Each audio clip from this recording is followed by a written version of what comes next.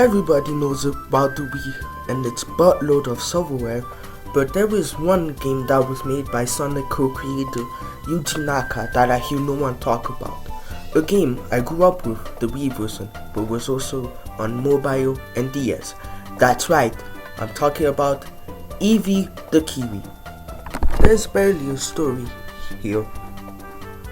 An egg fell from the sky and the egg hatched. Not only is she stuck in her cell, but her mom is nowhere in sight, so the quest for mom begins. This is mostly where the story takes a back seat, as you must help Eevee go through 10 worlds, or as the game refers them as chapters, each with 5 levels. You don't directly control Eevee.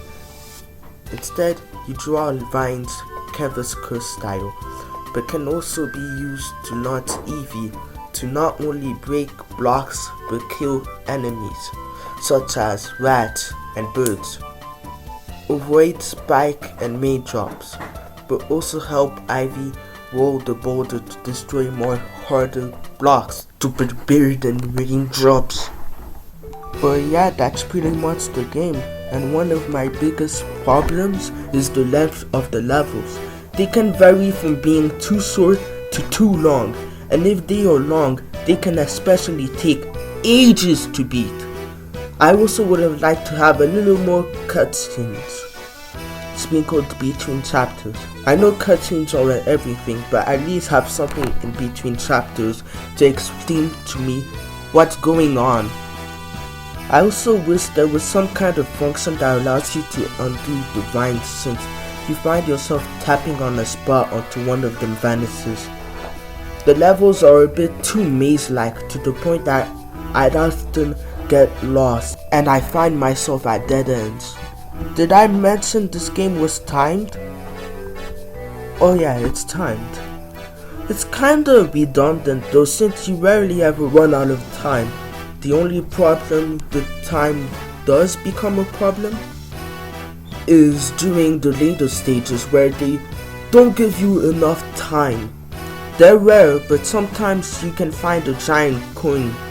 Collect those and you get a 1-up. The soundtrack is incredibly calming and catchy, but this game does a weird thing where the game plays one track for the entire chapter, and it can sometimes get on your nerve. Starting with chapter 9, the game decides to throw so many enemies at you. It's borderline Bolshevik. You also start getting eagles. Combine that with the crows and you start seeing me say some risky stuff that can't be heard on YouTube.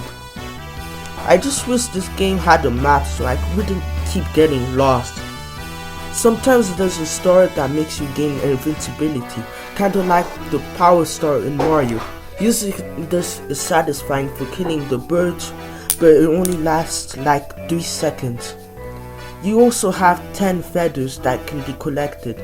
If you collect all of them, you get an extra life, but there's no point in collecting them, seeing as how the feathers are always placed in harm's way.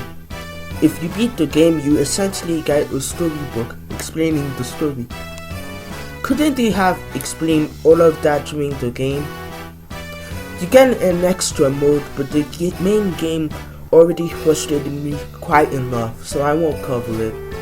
In conclusion, it's a fine enough puzzle game that's not really worth playing, but if you insist on trying this game out, the DS version is the better of the 3.